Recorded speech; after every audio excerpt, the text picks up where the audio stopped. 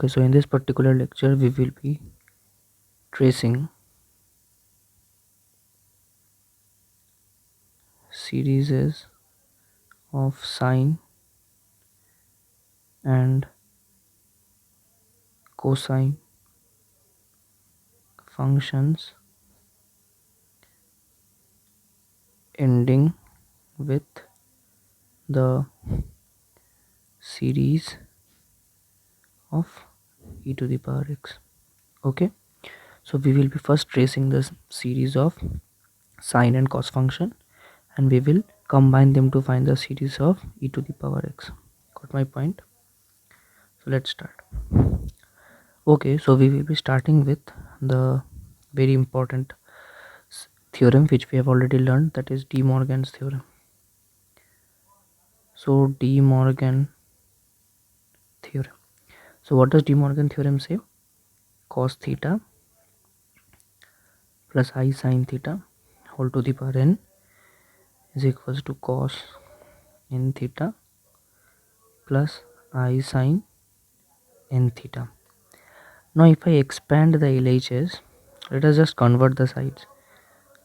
So we can say that cos n theta plus I sin n theta is equals to, on expanding we can say cos n theta plus nc1 cos n minus 1 theta I sin theta plus nc2 cos n minus 2 theta I square sin square theta up till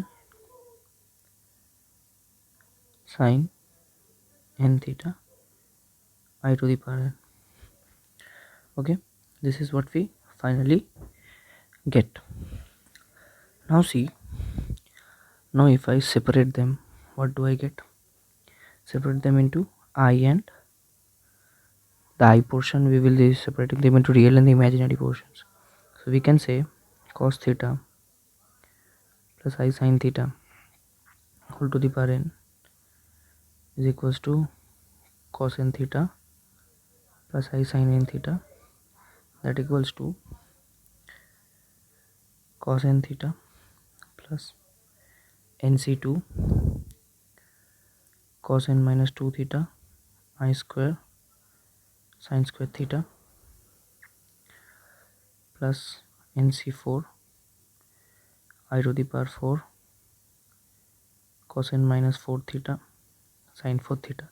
Now why we are taking the even the even positioned values? Because we know that I to the power any even term will eventually cancel the I. Okay, because I to the any even power will basically give us -1 or 1. Okay, so in this way it continues and we get a imaginary portion. As you know, you have the nc1 sin theta plus nc3 I square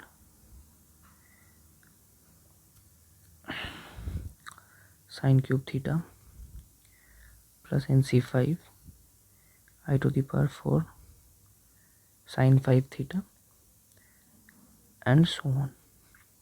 Now if I place the correct values, I get cos n theta plus I sin n theta is equals to cos n theta minus nc2 cos n2 theta sin square theta plus nc4 cos n minus 4 theta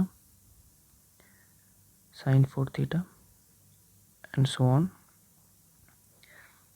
plus we get I times nc1 sin theta minus nc3 sin cube theta. Okay, I have missed the cos portions here, I'm very sorry. So here we have cos n minus 1 theta, here we have cos n minus 3 theta, here we have cos n minus 5 theta. Basically these sort of mistakes happen when you suddenly get absent minded, so I'm sorry. And so NC1, this is cos n minus 1 theta. Here we have cos n minus 3 theta. This is plus NC5 cos n minus 5 theta sine 5 theta, and so on. So on comparing both sides, we get cos n theta is equals to cos to the power n theta minus n times n minus 1 over 2 factorial cos n minus 2 theta sine square theta plus n times n minus 1 n minus 2 n minus 3 4 factorial cos of n minus 4 theta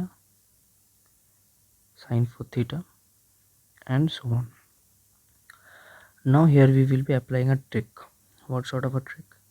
Let n theta is equals to phi. So we can say n is equals to phi over theta. Okay, and theta is equals to phi over n. Now if we apply this thing to the above equation, what do we get? We get cos phi is equals to cos n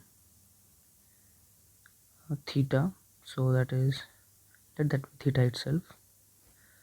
Okay, minus n becomes phi by theta times phi by theta minus 1 over 2 factorial cos n minus 2 theta sine square theta, and so on. I am not writing the other terms because that will be certainly a waste of time. You will be understanding what is happening with this only one term. Okay, so from here we can do cos phi is equals to cos n theta minus phi. So if I multiply with theta, I get, so this is phi times phi minus theta over 2 factorial. Okay, 1 minute. So this becomes cos n theta minus phi times phi minus theta over 2 factorial cos of n minus 2 theta sine theta over theta whole square.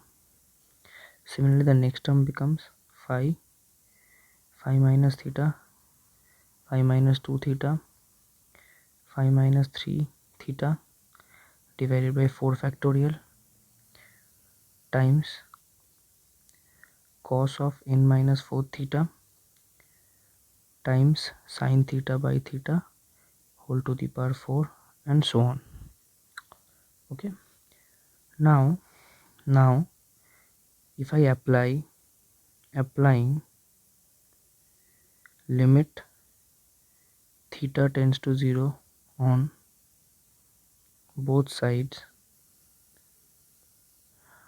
applying limit theta tends to 0 on both sides, we get limit theta tends to 0 cos phi.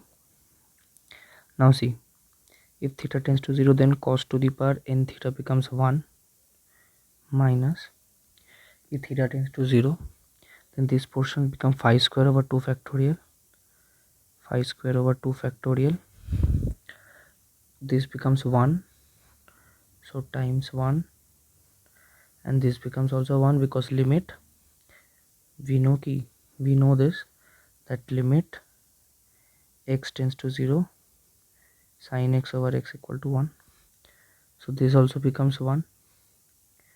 This is 1 times 1 square plus, we get phi to the power 4 over 4 factorial times 1 to the power 4, and so on.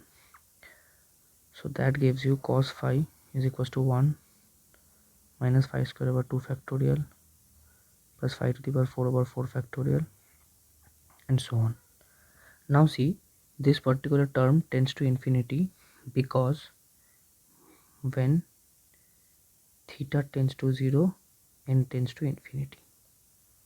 Okay, got my point? Number of terms will tend to infinity. Similarly,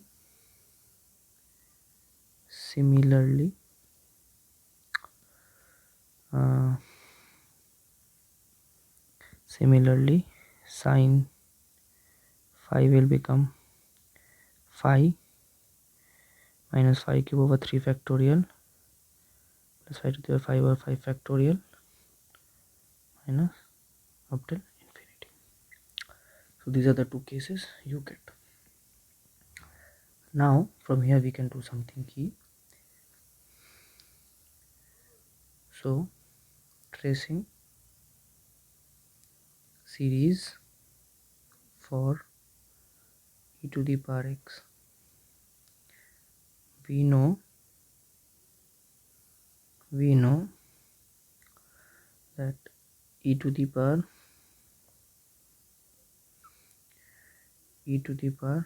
I theta is equals to cos theta minus plus I sin theta. That implies to e to the power I theta is equals to, now what is cos theta?